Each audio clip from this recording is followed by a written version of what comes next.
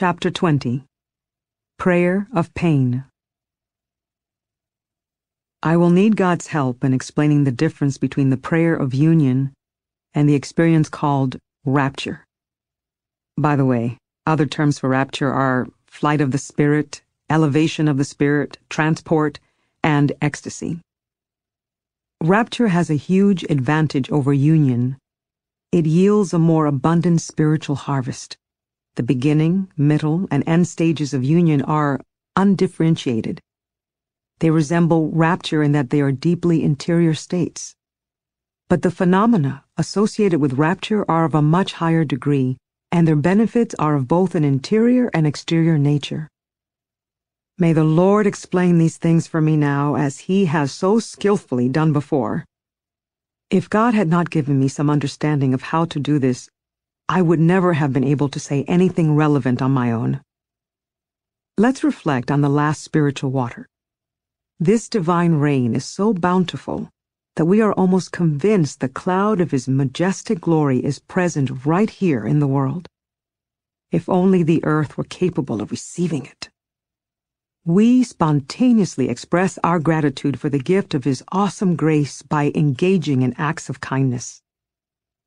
While the soul is in the middle of thanking God, the beloved suddenly gathers her up, the way clouds draw the morning mist and pulls her completely out of herself. The divine cloud ascends to heaven, taking the soul along with it, and begins to reveal to her the heavenly wonders God has prepared for her. I'm not sure if this metaphor is apt, but the fact is, this is what happens.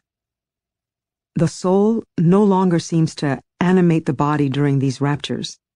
It feels like the body's temperature is dropping. A tremendous sense of ease and delight accompany this growing coldness. At this point, the rapture has become impossible to resist. In union, we are still connected to the earth, so we have the choice to surrender or fight the experience. It may be arduous, but we can fend it off if we really want to. But in these raptures, there is no remedy. They rush upon the soul as swiftly and powerfully as a mighty eagle swooping down and bearing her aloft in its wings. Without giving us a chance to think about it or plan our escape, this cloud sends us soaring. We see that we are being carried away, but we don't know where. Even though the experience is delightful, our nature is still weak, so it scares us at first. We need to cultivate a courageous spirit and hone our determination to risk everything and abandon ourselves into the Beloved's hands. Whether we like it or not, we have already been transported, so we might as well go willingly. This experience has been so traumatic for me that many times I tried with all my might to resist it. I have been especially reluctant to yield to it when it has happened to me in public, and yet when I have been alone, I have been afraid I might be suffering from delusions. Sometimes I have been able to overcome it, but the struggle has left me drained, like someone who has been in a fight with a giant. At other times, it has been impossible to resist. Then, it has carried away my entire soul, and sometimes my head too. And I have been powerless to hold myself back. Sometimes the experience has taken up my whole body and lifted it off the ground. I haven't levitated very often. The first time it happened, I was kneeling in the choir, waiting to go up to the altar and receive communion. I was immediately distressed because I realized how unusual the experience was, and I was afraid that everyone was going to start talking about it. So I ordered the sisters who witnessed it to keep it to themselves. Since I had been appointed as their prioress, they had to do what I asked. After that, when I felt that the Lord was about to enrapture me again, I would stretch out on the floor and ask the other nuns to hold me down. This occurred recently during a sermon on St. Joseph's feast day. Even though we tried to hide it, some noble ladies who were visiting saw the whole thing. I implored the Lord not to give me any more favors that involved an outward show. I was getting tired of being considered special. It seems that God, in His mercy, acknowledged my prayer. Although that last incident was not very long ago, I have not experienced another levitation since that day. Whenever I have tried to resist the onset of a rapture, it has felt like a powerful force was lifting me from the soles of my feet. I don't know what to compare this force to. It is far more cataclysmic than anything I've experienced in the previous stages of prayer. The struggle is so ferocious that it utterly wears me out. But in the end, fighting is futile. If this is the Beloved's desire, there is no power equal to his. At other times, His Majesty recognizes that we are declining his favor not from fear, but from true humility. He is satisfied to know we see that he wants to bless us with his grace and that we realize he is not withholding his blessing from us. In this case, the soul receives the same benefits as if she had given her complete consent. The effects of rapture are remarkable. One is the sheer manifestation of God's great power. Another is our utter inability to hold back the body any more successfully than we can hold down the soul when His Majesty desires to raise it. We realize that we are not our own master, but that there is a supreme master who bestows these favors on us. When we remember that we can do absolutely nothing ourselves, deep humility is imprinted on our souls. Still, I confess that this particular favor terrified me. If you don't resist, the same force that carries your soul away in rapture will elevate your body with equal gentleness. Yet, when you see yourself lifted off the ground and remain conscious enough to witness the event, the majesty of the one who can cause such a thing is enough to make your hair stand on end. And the fear of offending such an awesome God stays with you. This fear, however, is accompanied by a very deep love for him. And when we reflect on all he has done for such a lowly worm, the love grows even deeper. He does not seem satisfied with bringing the soul to himself. He wants the body too, even though it is made of impure clay, because it is mortal and inclined to make mistakes. Rapture also leaves an ineffable detachment in the soul. All I can say is that this experience is of a different order than the other states of prayer. Its effects are not only spiritual. Once the spirit detaches itself from worldly things, the Lord seems to want to bring the body along. The soul begins to suffer a new sense of estrangement from the world. Life becomes more arduous.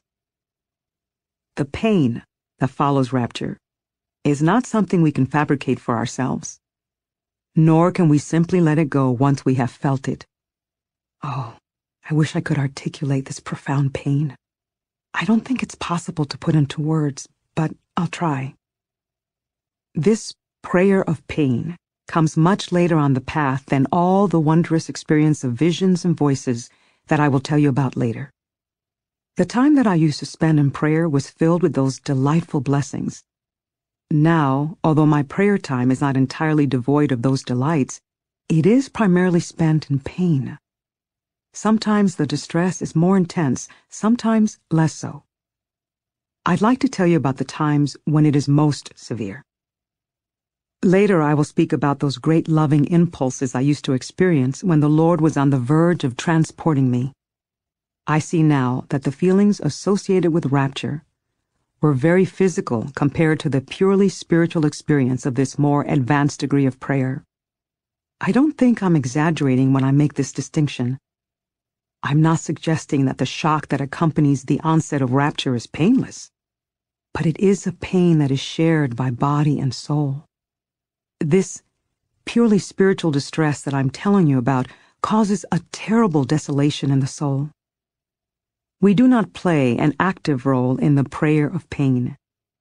Yet we are often overcome by an unexpected pang of desire that instantly permeates the whole of the soul. This longing wearies the soul, loosening her bonds to this earth. She rises far above herself and above all creation. God strips the soul of everything. even if she wanted to. She could not find anything or anyone to keep her company in this desert. But she does not want companionship. She wants only to die alone here in the wilderness. She tries to speak, but she is mute. If someone speaks to her, it's pointless.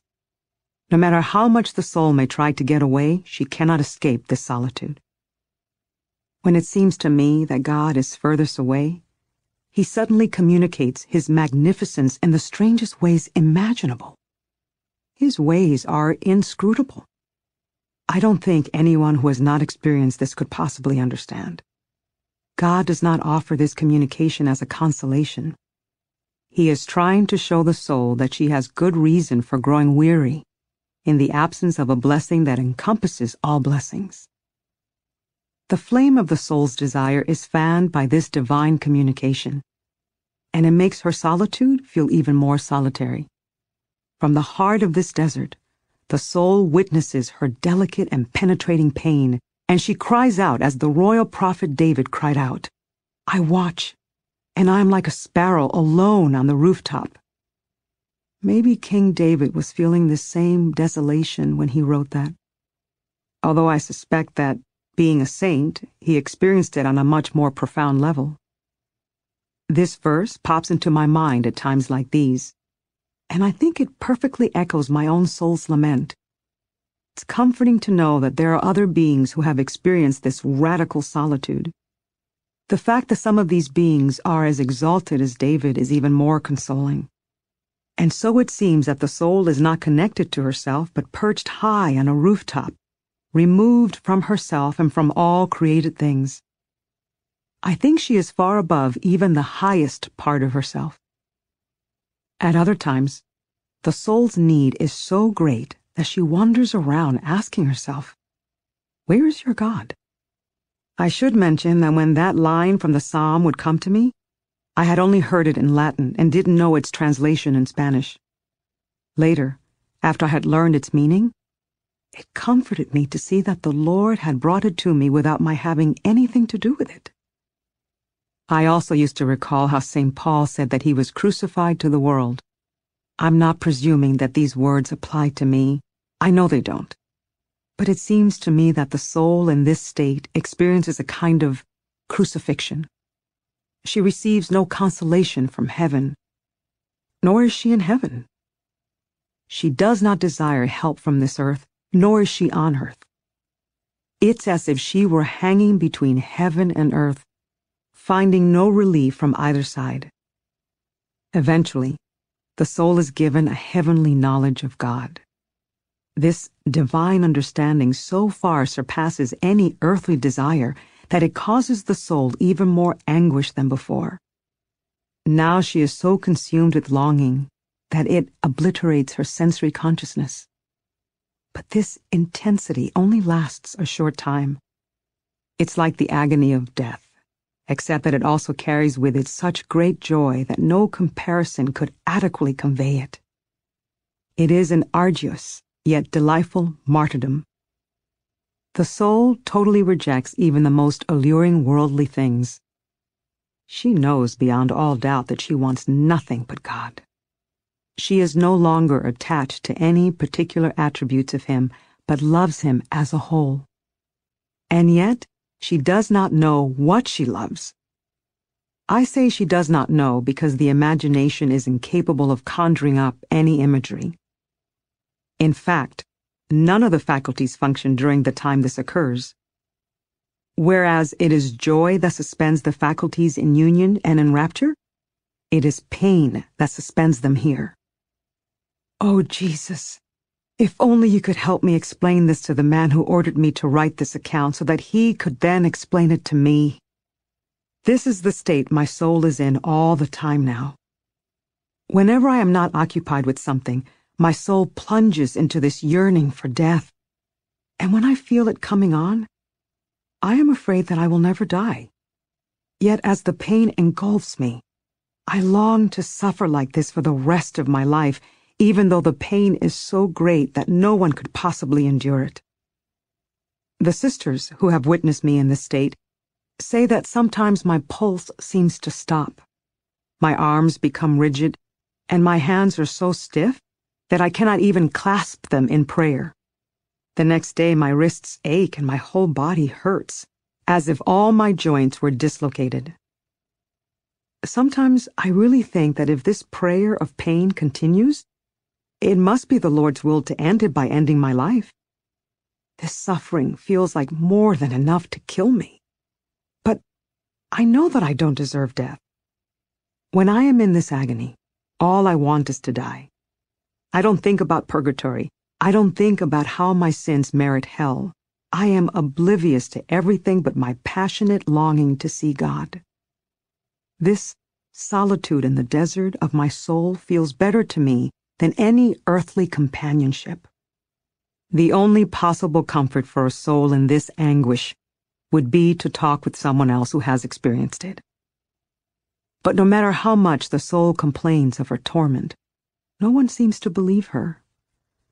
Her suffering is so acute that she no longer desires solitude, but she can't tolerate company either, unless it is someone to whom she can complain. The soul is like a person with a rope pulled tight around her neck. She is suffocating, desperate for relief.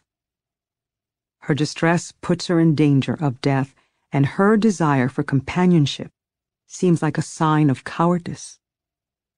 Believe me, I know what it feels like to be close to death.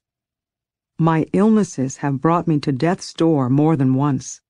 This spiritual distress is as serious as any fever I have ever endured.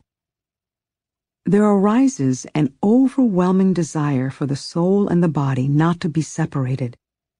And so the soul calls out for help. She begs for relief. By expressing her pain and distracting herself, the soul seeks a remedy to help her survive. On the other hand, the spirit, which is the higher part of the soul, does not want to turn away from the grace of the pain. I don't know if I'm managing to make any sense here, but I strongly believe this is what happens. Do you see what little rest the soul can find in this life? The Lord used to comfort me and relieve my soul through prayer and solitude. Now these things only bring torment. Yet this torment pleases the soul so deeply, and she sees it as so valuable, that she desires this suffering beyond all the holy favors she used to receive. And she believes that this is the safer path because it is the way of the cross. This state of prayer carries a very special blessing with it. Even though the body experiences only pain, the soul both suffers and rejoices. The soul somehow derives exquisite joy from this acute pain. I don't know how this happens, but it does. I, for one, wouldn't trade this gift the Lord gives me for any of the others I will tell you about later. Remember, this prayer of pain comes after all the other blessings I am writing about. This is the favor the Beloved is granting me now. In the beginning, I was afraid. It almost always frightens me when the Lord gives me a new gift. Eventually, as I make progress, His Majesty reassures me. When I first started to experience the prayer of pain, God told me not to fear, but to treasure this gift above all the others He had given me. The soul is purified by this pain. It is refined and polished, like gold in a crucible. God dips our souls in the enamel of His grace so that we radiate His blessings. The prayer of pain purges our souls of whatever would otherwise have to be purged in purgatory. I always knew this was a great favor, but after God reassured me, I felt much better about it. My spiritual guide tells me that this is a good thing. Since I am so wretched, I always have something to fear, but I could never believe that this prayer of pain was bad. On the contrary, I was in awe of such a generous blessing, especially when I reflected on how little I deserved it. Blessed be the Lord who is so good. Amen. I seem to have wandered off the subject again. I started by talking about raptures, but this other state I've been describing transcends rapture. It has a transformative impact on the soul. Let's get back to raptures and enumerate their most common features. They often seem to drain the weight from my body and leave me exceedingly light. Sometimes I couldn't remember how to touch my feet to the floor. When the body is in rapture, it's like a corpse. It doesn't have the power to do anything for itself. It is frozen into whatever position it was in when the rapture came on, sitting, perhaps with open hands. It's rare to faint, although I have sometimes lost consciousness altogether. If the senses shut down, it's usually only for a short time. Rapture is supremely disorienting. While the body is powerless to perform any outward action, the soul is still able to see and hear things, even though they feel like they're coming from far away. At the height of the rapture, faculties are left behind in the wake of the soul's intense union with God. In those moments, I believe the soul fails to see or hear or feel anything but Him. But as with the prayer of union, the soul's total transformation in God only lasts a short time. While it endures, the faculties feel nothing, and the soul understands nothing. Maybe the soul doesn't understand what's happening because God doesn't want her to know such things while she is still here on earth. He knows we are incapable of containing this knowledge. I have discovered this for myself. How is it, you may ask, that the raptures sometimes last for such a long time? And why do they happen so often? In my case, the rapture is not always continuous. Rather, I experience it at intervals. It's true that the Beloved often enfolds my soul and suspends my faculties for a while, but then He releases my senses and keeps only my will in captivity. The other two faculties behave like the small pointer on a sundial. They never stop moving. Unless, of course, the Son of Justice wants them to, and then He simply brings their activity to a halt. Complete rapture may only last for a moment, but the surge of power that propels this flight of the spirit is so intense that the will remains absorbed for a while. Even when the other faculties begin to stir again, the will rules the body. Nothing the restless faculties do to try and vanquish the will has any effect. If the Lord wishes to suspend the faculties again, the will sweeps them back up into union with it. Whether or not we want to close our eyes, they close of their own accord. If our eyes stay open, we don't notice anything or register what we see. There isn't much a person in this condition can do. When the other faculties join the union, there's even less to do. Anyone who experiences rapture should not be alarmed if the body feels constricted for a few hours and the mind and memory are distracted. True, the faculties are busy praising God and trying to figure out exactly what just happened to them. But they are not even fully awake for this task. They are like people who have been asleep and dreaming for a long time and are having some trouble waking up.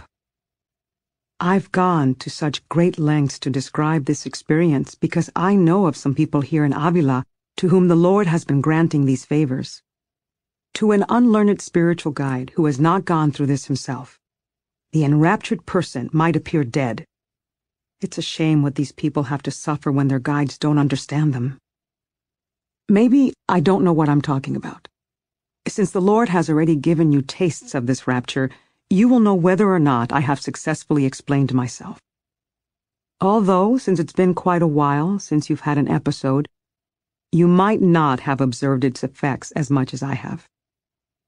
So then, no matter how hard I try to stir after a flight of the spirit, it takes a long time until my body is able to cooperate.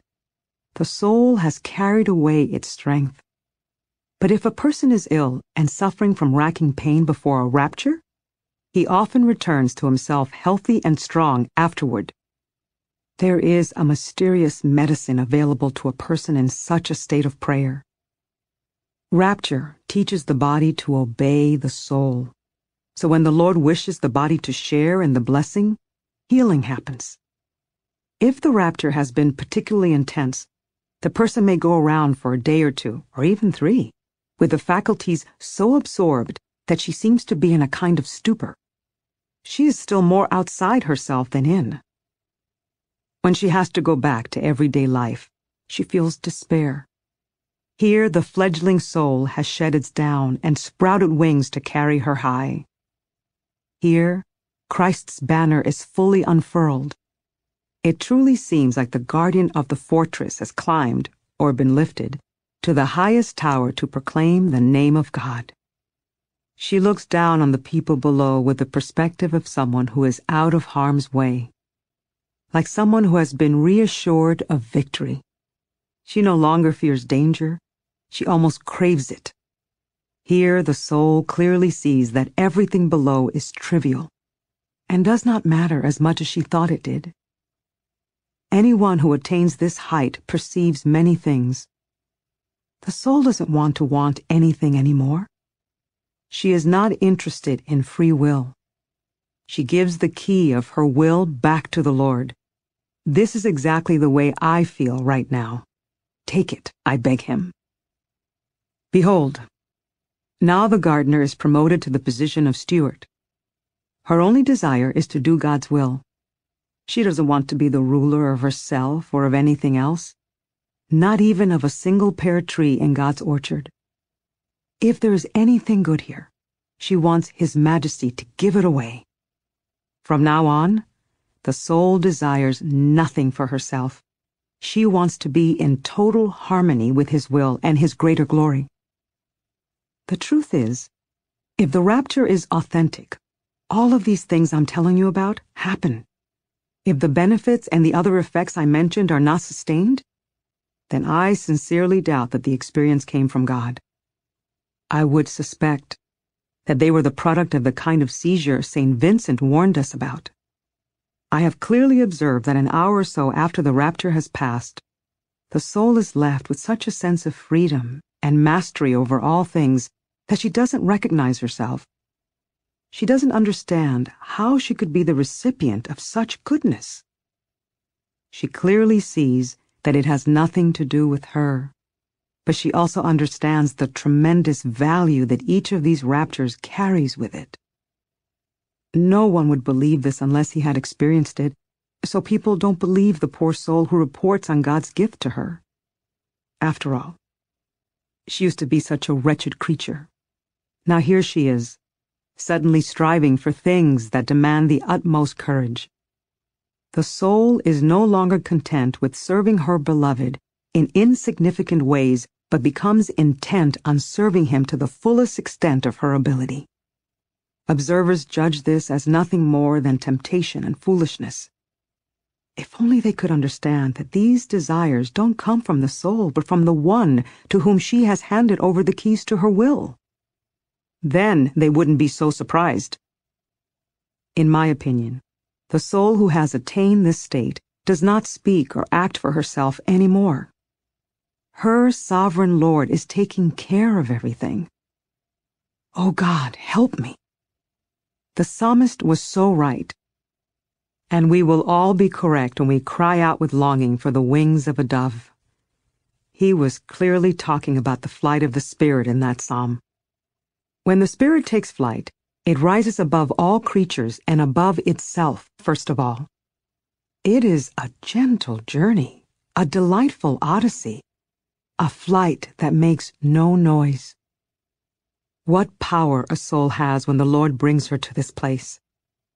She sees everything without being caught up in it. How ashamed she feels of the time when she used to be enmeshed. She is shocked by how blind she was.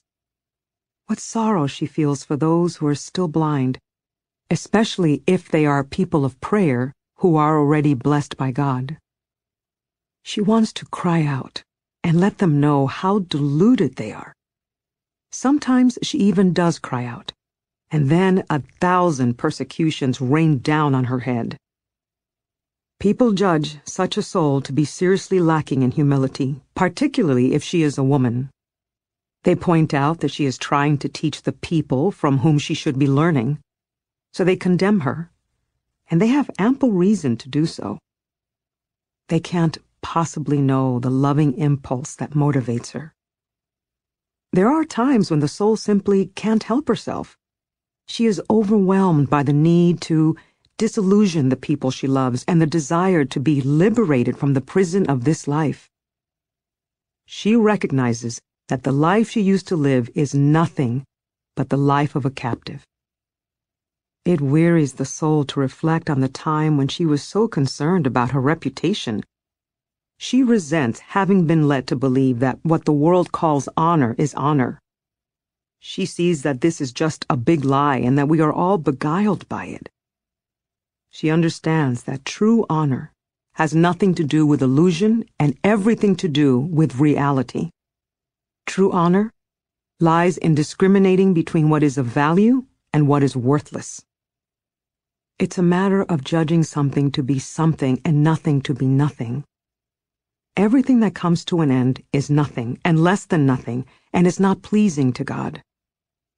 The soul laughs at herself when she remembers having been so attached to money. Actually, I don't think I personally ever had cause to confess coveting money, but it was enough of a fault to have at least been attracted to it. If I could have purchased the good I now see in myself with mere money, I would have valued it more highly. But I see that I have only won this goodness by giving up everything. What can we buy with this money we want so badly? Is it anything of value? Is it something that lasts? If not, why do you want it so much? That which provides such empty relief costs us dearly. Often the only thing we buy with money is a ticket to the everlasting fires of hell. Oh, if only everyone would see money as worthless dirt. How harmonious the world would be then. How many lawsuits would be avoided if self-interest and pride of money were eliminated? What friendships would form among all peoples? I think this would solve almost all of society's problems. The soul sees how blind people grow in the face of pleasure and how all it gets us is worry and strife. What restlessness! What discontent! What a waste of energy! In this state of prayer, the sunlight is so bright that not only does the soul become aware of the cobwebs that shroud her, but she perceives even the tiniest speck of dust. And so, no matter how hard the soul tries to be perfect, once this sun truly shines on her, she will see herself as impure. The soul is like water in a glass. It looks very clear when it's in shadow, but the minute the light strikes, you can see many particles floating in it. This is an apt metaphor. Before the soul's experience of ecstasy, she thinks she is doing absolutely everything in her power to please God and not to forsake Him. But when she attains this height of prayer, the sun of justice strikes her eyes and opens them. When she sees so many motes of dust, she wants to shut them again. She has not yet become fully a child of the mighty eagle who can gaze directly at the sun. In the short time that she can keep her eyes open, the soul sees herself as very muddy. She recalls that line in the psalm that says, "Who shall be just in your presence?" When the soul looks into this divine sun, its brightness dazzles her. When she looks into herself, the dust clouds her eyes and the little dove is blinded. So the soul is often left bedazzled, absorbed, and frightened. The wonders revealed to her make her swoon. This is where the soul gains true humility. She doesn't care if others say bad things about her. She has no need to say good things about herself. Now the Lord, not the soul, distributes the fruits of the garden. Nothing sticks to her hand. All the good in the soul is directed toward God. If she says anything about herself, it is only for His glory. She knows that nothing in the garden is her own. Even if she wanted to ignore this truth, she could not avoid seeing it. In spite of herself, the soul sees with her own eyes how God closes her eyes to the things of the world, only to open them to the truth.